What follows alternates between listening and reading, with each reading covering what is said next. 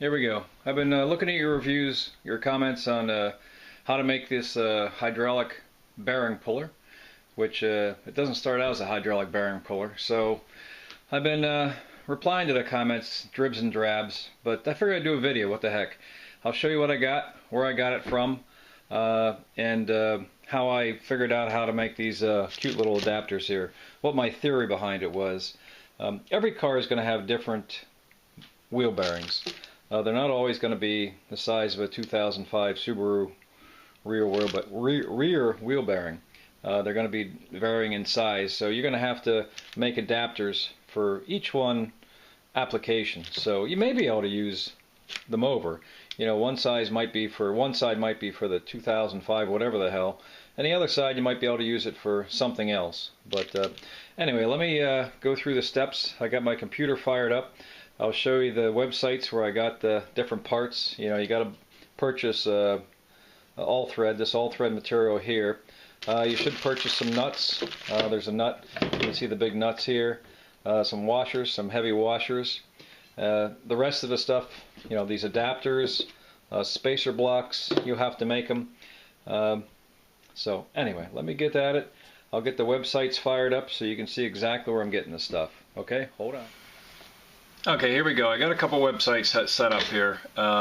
This is where I got the hydraulic punch, Harbor Freight, and it's just a minuscule $89.99. I think I paid more for that actually, but that's the basis of the whole bearing puller. You use obviously the hydraulic part and this head. These other parts, not so much. I mean, if you do work on, you know, sheet metal, you want to punch holes in sheet metal, that's a plus. But this thing is made for punching holes in sheet metal. So Harbor Freight, that's where you get these parts. That's where you get this tool, I should say. Now the other parts, the threaded rod, you're going to probably get some, you know, medium strength steel threaded rods. You're looking for, what I got is the 1 foot length. It's 3/4 16, so 3/4 diameter, 16 threads per inch. So what I did, I bought a couple of them. Quite honestly, I was going to cut some down to different sizes, but I never did. So anyway, so you're looking for McMaster-Carr. They have, if you ever build anything, you know, as a job I build things. I'm an engineer. McMaster-Carr is a great place to get parts fairly quickly to do some neat prototyping. So that's where you would get the threaded rod. Also get some 3/4 16 nuts and get some heavy-duty washers, because this hydraulic cylinder, it'll put out 10,000 pounds, or it put out quite a bit of force. So you want some you know, heavy-duty washers to so they don't get, everything doesn't get all messed up. So, and you will go through some washers because you will bend them. So anyway, I think it's pretty amazing that a lot of people are looking to build one of these things. They look at my video and try to make something like I have. You'll probably even make it better. Who's kidding who? But I think it's great. So if you can buy a few of these parts, I mean, this thing is this 3/4 16 inch piece of stock here. It's $6.50. So you look at 89 bucks plus a little bit of cash for nuts and bolts and such. Then you got to get some machine parts made. We'll go over that in a second. But I just think it's just amazing that you're looking to build these things and try the stuff out. I've done lots of wheel bearings, and it is by far pretty sweet when you can do it on the car. So of course, if you have a hydraulic press, you want to take it off the car, that's fine. But as you can probably guess, I like doing it while it's on the car. So let's go through how the spacers are designed up, what to look at, what to look for when you do build one of these. I shouldn't say spacers. When you build one of these pieces of aluminum to press the bearings in and out, and that way you'll understand what you got to do when you make these parts. So hold on a second.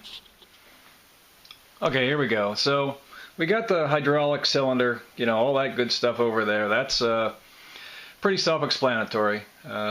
We do need to modify, I shouldn't say modify, we do need to make some parts that screw into here. This is your power head here. So that's where we're going to get this 3/4 16 rod. So it's going to, you know, that threads directly into there. No modification needed, piece of cake. If I can get the thread started. Okay, so it spins right on there, no problem. So what you're getting from Harbor Freight is perfect. You don't have to mess with it.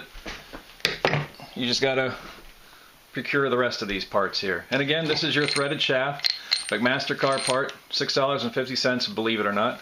It's a mild or medium grade, medium strength. And again, you're putting a lot of pressure on it. There's a lot of force coming out of this hydraulic cylinder, so it should be, if you use cheap stuff, it may work, I don't know. I got the medium strength and it seems to work just fine. So what you need to think about now is the adapters you make. So let's look at these bearings. Usually your wheel bearings, right? Here's one of here. You got a solid piece on the outside, but if you look on the inside, if you take this little plastic retainer out, there's actually two halves in there. You got this race and this race.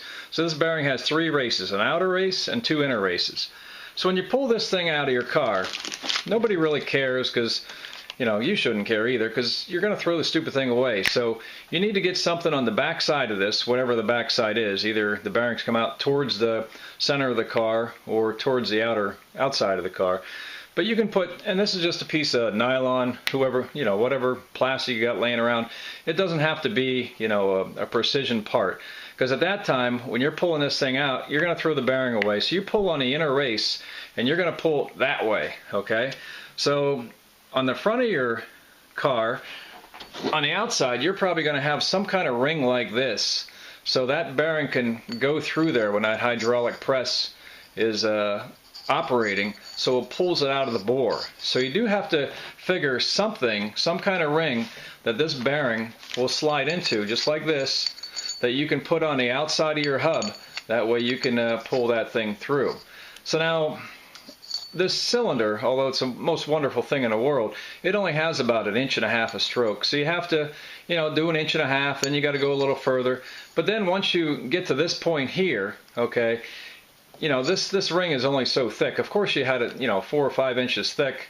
That would be better, this way thick. It would be better. I don't have that. So what I do when I'm pulling these things out is, you'll see in my videos, I'll get a couple blocks like this, just, basically little parallels, and I'll block this thing up so, so now I can extend the reach of this thing so I can pull that bearing out the whole way. Once you get the bearing started, it comes out pretty easy. Usually it's a pain in the ass to get out, the first, to break it free, let's say. But once it breaks free, it's all downhill from there. So anyway, loosen the screw up, put little shims in there, and pull the bearing out the rest of the way. So you're going to need to build something like this to pull it out. Okay, something like this where this goes into, and you probably need to build a flat part. This will go up against the hydraulic head itself. And again, review my videos that showing me taking the bearings out, and I think you'll see all these parts. Just that it's good to chit-chat about it up front. That way, when you're building stuff, you sort of go, yeah, I need a flat plate, and this flat plate can be used for a lot of different reasons. This ring, it has to slip through, like I said. Now that's getting the bearing out. Okay, so that's pretty cool. But sometimes, sooner or later, you got to get the bearing back in there. That's when it gets a little, I shouldn't say trickier, but I will say you got to think about what you're doing here. Again, this has 3 races: outer race, inner race, inner race. So when you're pushing this sucker back in, okay, first off, when you do push it back in, put this in a refrigerator for a while, in a freezer. You'll contract it, you'll make it a little bit smaller, and that every little bit helps getting that stupid thing back in there. And by all means, the bore that you're putting it into, shine it up with some Scotch-Brite, get it all nice and clean in there, and it'll just make the job so much easier. But anywho, hold on a second. Okay, back at it here. Now again, this bearing, we don't want to push on these inner races to put it in. That puts pressure directly against the inner race and the rolls that are in there. So what I made is an adapter, or a pusher, let's call it, like this. And you can see I got a little bit of a counter bore in there. Okay, I got a high spot here, this counter bore area here. This is set up so I am not touching the inner race at all. So if you take a look at this thing, 2 of these put together, that's going to fit right together there. Okay, so I'm not touching that inner race at all. So when I push that thing back in, I'm not putting any pressure against the inside. I'll only say that probably another 50 times. So if I'm annoying you, I apologize for it. But it's very critical that you put these bearings in without pushing too hard on this inner race here. Okay, so anyway, you need to build something like this to push that thing in, and at the same time, on the back side of the hub now, you're going to have something that backs this up. You'll see a flat spot on the back of the hub. You'll have to get something back there that fits in that flat spot on the back side of the hub. This isn't going to go through here, but it has to sit flat, because if you start pushing that thing in and it's not straight, you're going to have some difficulties pushing this bearing in. So there you got it. But you're not quite done yet. Remember in my videos, you know, I get the bearing in, and that's all well and good, big deal, right? You put the clip on there, everybody's happy. But then you got to put the hub in there. So you're pushing the hub in, let's say, from this side. When you do push that hub in, you should now back up that inner race on this side. And that's very important. And again, it's not the most critical thing, but you need something in there. And you'll see, like on this one, this piece of plastic is sized just a little bit smaller than the inner race. You know, the outside diameter of the inner race. And what you need to do that for is, if you don't do that, if you somehow hold on to or push against something else, when that hub goes through there, again, this inner race is split in two pieces right down the middle. When that hub goes down there halfway in, when it touches the other race, it's gonna push that other race out, and it's gonna make a mess. All those rolls are gonna come out, that inner race is gonna come out. So anyway, when you're pushing this sucker in, the hub, you want to back this up on the inner race on the back side. So of course the hub would be out here. And again, take a look at my videos of me pulling the bearings in and out. I think I have 3 of them, 2 for a Subaru, 1 for a BMW. And you'll see what hopefully you'll be able to see what I'm up to there. But anyway, this is a quick little tutorial of what you're going to need to buy, where you can buy it, and what you're going to need to make. And again, I think it's just fantastic that people are trying to make this stuff. I do it all the time. I love making tools. I mean, I was a machinist for too many years. Now, you know, an engineer for way too many years. So something like this, you know, for how much is it really going to cost you? Like I said, the punch is 90 bucks. You know, the purchase parts, let's say they're 40. Now you need to figure out how you're going to make these. And quite honestly, you know, you could probably do a couple different things. I don't think they have to be made out of aluminum. You could probably get away with maybe even existing parts for pulling bearings and such, you know, but a lot of times these bearings are pretty custom. I've done a few different cars, and it seems like every time I get a bearing, I gotta either modify a spacer or build a new spacer just for that bearing, because they vary in size quite a bit. So one thing you could do, and I sort of I don't know how well this is known, once you take this bearing out, which is bad, let's say, now you can take this part here, the outer race, and you can put it up against here to push it back in. So you could reuse the bearing that you're taking out and reuse that to push the bearing back in. So keep that in mind too. That might save you a part you have to make.